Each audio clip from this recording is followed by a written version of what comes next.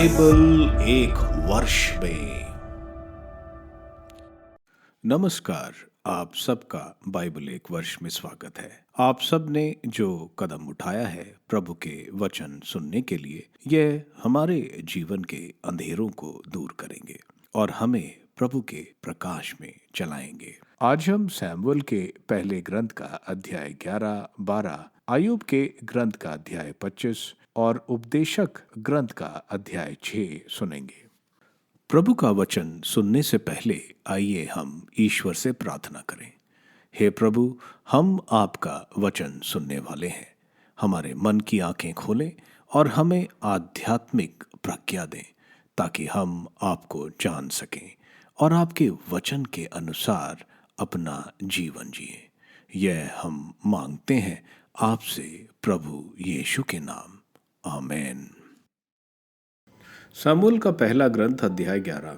शाऊल द्वारा याबेश निवासियों की रक्षा। अमोनी नाहाश ने गिलियाद के याबेश को घेर लिया। याबेश के सब निवासियों ने नाहाश से कहा, हमारे साथ समझौता कर लीजिए, तब हम आपके अधीन हो जाएं। परंतु अमोनी नाहाश ने उन्हें उत्तर दिया, मैं केवल इस शर्त पर तुम्हारे साथ समझौता कर सकता हूँ कि मैं तुमसे प्रत्येक की दाहिनी आंख फोड़ डालूं और इस प्रकार सारे इज़राइल का अपमान करूं। याबेश के नेताओं ने उनसे कहा, हमें 7 दिन का समय दीजिए जिससे हम इज़राइलियों के पास सब जगह दूत भेज सके। तब यदि कोई हमारी सहायता नहीं करेगा तो हम आपके अधीन हो जाएंगे। वे दूत शाऊल के गिबमा में आए और लोगों को यह समाचार दिया। सब लोग ऊंचे स्वर से विलाप करने लगे। उसी समय शाऊल बैलों के पीछे पीछे खेत से चला जा रहा था। शाऊल ने पूछा, क्या बात है जो लोग विलाप कर रहे हैं? तब उसे याबेश के निवासियों का समाचार बताया गया। उनकी बातें सुनकर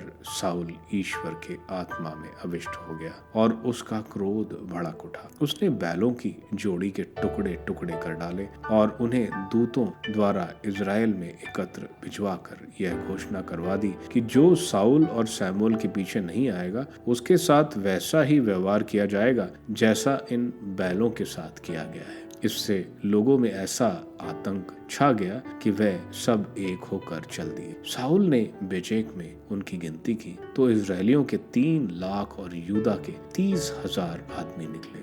तब याबेश से आए हुए दूतों से यह कहा गया, तुम गिलियाद के याबेश के निवासियों से कह दो, कल धूप तेज हो जाने के समय तक तुम्हारा उद्धार किया जाएगा। जब दूतों ने आकर याबेश निवासियों को यह समाचार सुनाया तो वह इससे बड़े प्रसन्न हुए। तब याबेश निवासियों ने अम्मोनियों से कहा, कल हम आपके अधीन हो जाएंगे, तब आप अपनी इच्छा के अनुसार हमारे साथ व्यवहार कीजिए। दूसरे दिन शाऊल ने सेना के 3 दलों में विभाजित किया। सवेरे पहले पहर में ही उन्होंने शिविर में घुसकर धूप के तेज होने तक अम्मोनियों को पराजित कर दिया। जो शेष बचे वह इस तरह तितर बितर हो गए कि उनमें 2 भी एक साथ नहीं रहे। राजा के पद पर शाऊल। तब लोगों ने सैमुएल से पूछा, वे कौन हैं जो कहते हैं थे कि सैमुएल हमारा राजा नहीं होगा? उन व्यक्तियों को हमारे हवाले कर दीजिए और हम उनका वध करें। लेकिन शाऊल ने कहा, आज किसी का वध नहीं किया जाए क्योंकि आज प्रभु ने इज़राइल को विजय दी है। सैमुएल ने लोगों से कहा, चलो अब हम गिलगाल चले और वहाँ राज्य को सुदृढ़ बनाए। इस पर सब लोग गिलगाल गए और वहाँ गिलगाल में प्रभु के सामने शाऊल को अपना राजा बनाया। उन्होंने प्रभु ईश्वर के सामने शांति बलियां चढ़ाई। शाऊल ने सभी इज़राइलियों के साथ एक महोत्सव मनाया।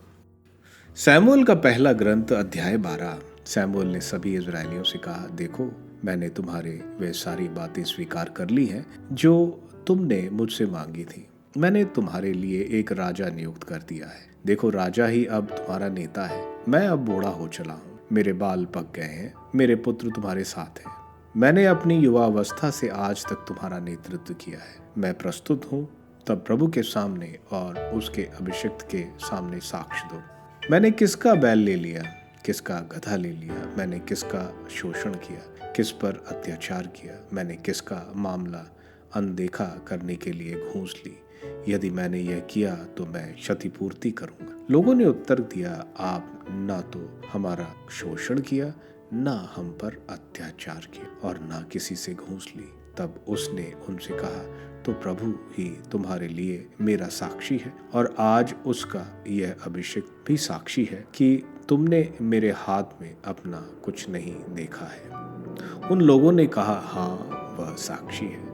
इसके बाद शमूएल ने लोगों से कहा, प्रभु ने ही मूसा और हारून को नियुक्त किया था और तुम्हारे पूर्वजों को मिस्र देश से निकाल लाया था।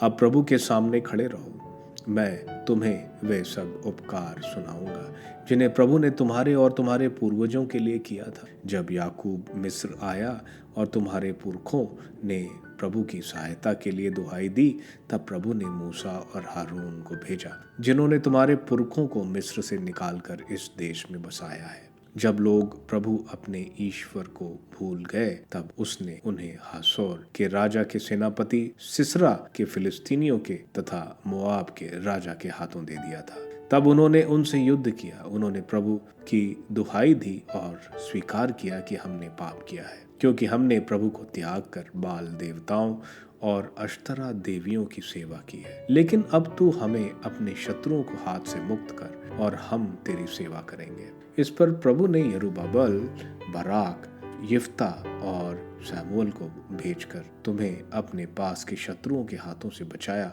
तभी तुम सुरक्षित रह पाए हो। जब तुमने देखा कि अम्मोनियों का राजा नाहाश तुम पर चढ़ आया रहा है, तब तुमने मुझसे कहा, हमारे ऊपर एक राजा शासन करे। यद्यपि प्रभु तुम्हारा ईश्वर तुम्हारा राजा है, अब उस राजा को देखो जिसे तुमने चुना और मांगा है। देखो, प्रभु ने तुम्हारे ऊपर एक राजा नियुक्त कर दिया है। यदि तुम ईश्वर पर श्रद्धा रखते रहोगे, उसकी सेवा करते रहोगे, उसके अधीन रहोगे और प्रभु की आज्ञाओं का विरोध नहीं करोगे, यदि तुम और तुम पर शासन करने वाले तुम्हारा राजा दोनों प्रभु अपने ईश्वर के अनुगामी बने रहेंगे, तो तुम्हारा भला होगा।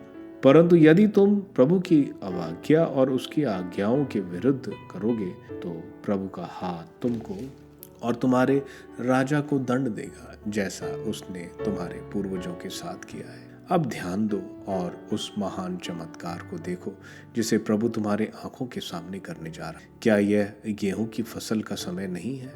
मैं प्रभु से प्रार्थना करूंगा और वह मेघ, गर्जन और वर्षा भेजेगा। इससे तुम समझ जाओगे कि तुमने प्रभु की दृष्टि में कितनी बड़ी बुराई की है, जो तुमने अपने लिए एक राजा मांगा है। अब शमूएल ने प्रभु से प्रार्थना की और उसी दिन प्रभु ने मेघ, गर्जन और वर्षा भेजी। सब लोग प्रभु और शमूएल से बड़े भयभीत हुए और सब लोगों ने शमूएल से निवेदन किया, अपने दासों के लिए प्रभु अपने ईश्वर से प्रार्थना कीजिए, जिससे हमारी मृत्यु न हो जाए, क्योंकि हमने अपने पूर्व पापों के सिवा यह बुराई भी की है कि हमने अपने लिए एक राजा मांगा है। शमूएल ने लोगों को उत्तर दिया, डरो मत, तुमने यह सब बुराई की है, किंतु प्रभु से विमुख नहीं हो और सारे हृदय से प्रभु की सेवा करते रहो। निसार देवी देवताओं के अनुगामी मत बनो। वे ना तो सहायता कर सकते और ना तुम्हारा उद्धार ही कर सकते हैं, क्योंकि वे निसार हैं।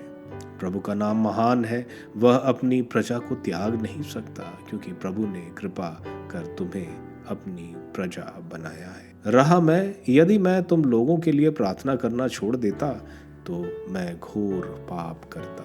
मैं तुम्हें सन्मार्ग की शिक्षा देता रहूंगा। तुम प्रभु पर श्रद्धा रखो और सारे हृदय से उसकी सच्ची सेवा करते रहो। भला सोचो तो कि उसने तुम्हारे लिए कितने महान कार्य किए हैं। परंतु यदि तुम बुराई करते रहोगे तो तुम राजा सहित नष्ट कर दिए जाओगे। अय्यूब का ग्रंथ अध्याय 25। तब बिल्दाद ने उत्तर देते हुए कहा, प्रभुत्व और आतंक प्रभु का है। वह आकाश की ऊंचाइयों में शांति बनाए रखता है कि उसकी सेनाएं कौन गिना सकता है। उसकी ज्योति का उदय किस पर नहीं होता। क्या मनुष्य ईश्वर की दृष्टि में धार्मिक हो सकता है? क्या स्त्री की संतान पवित्र होने का दावा कर सकती है? जब उसकी दृष्टि में चंद्रमा प्रकाशमान नहीं और नक्षत्र शुद्ध नहीं, तो मनुष्य की बात ही क्या जो मात्र कीड़ा है, आदम की संतान ही क्या जो मात्र कृमि है। उपदेशक ग्रंथ अध्याय 6। मैंने पृथ्वी पर एक और बुराई देखी है, जिसके भार से मनुष्य दब जाता है। ईश्वर किसी मनुष्य को इतनी धन संपत्ति और सम्मान देता है कि उसके हृदय के सब मनोरथ पूरे हो जाते हैं। किंतु ईश्वर उसे उसका उपभोग करने नहीं देता और पराया व्यक्ति उसका उपभोग करता है। यह भी व्यर्थ और दुख देने वाली बुराई है। लंबी आयु। यदि किसी मनुष्य के 100 संतान होकर वह बहुत वर्ष जीवित रहे, किंतु वह अपने वैभव का उपभोग नहीं कर सके और उचित रीति से दफनाई नहीं जाए, तो वह बच्चा उससे अच्छा है जो मृत पैदा हुआ है।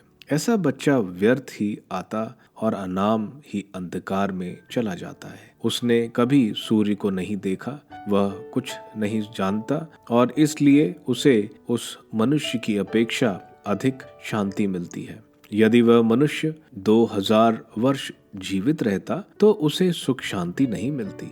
क्या सभी एक ही स्थान नहीं जाते? असंतोष। मनुष्य भोजन के लिए सारा परिश्रम करता, किंतु उसकी भूख कभी शांत नहीं होती।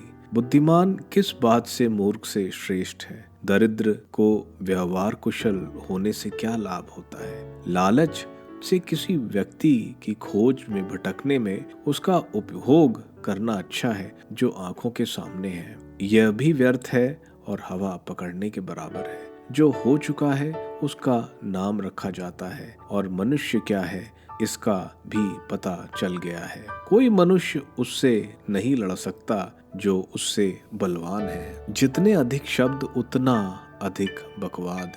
उससे किसको लाभ होता है? कोई भी नहीं जानता कि मनुष्य के लिए उसके व्यर्थ और अल्पकालीन जीवन में अच्छा क्या होगा। वह छाया की तरह बीत जाता है। कोई भी उसे यह नहीं बता सकता कि उसके बाद पृथ्वी पर क्या होगा।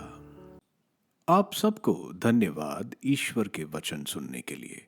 मैं आपसे विनती करता हूं कि आप बाइबल एक वर्ष में को दूसरों के साथ शेयर करें, क्योंकि प्रभु का वचन स्वयं प्रभु यीशु है।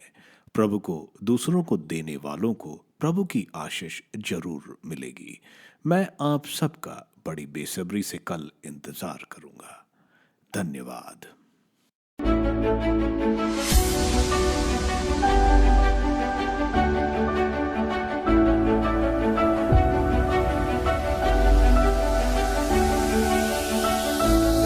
बाइबल एक वर्ष में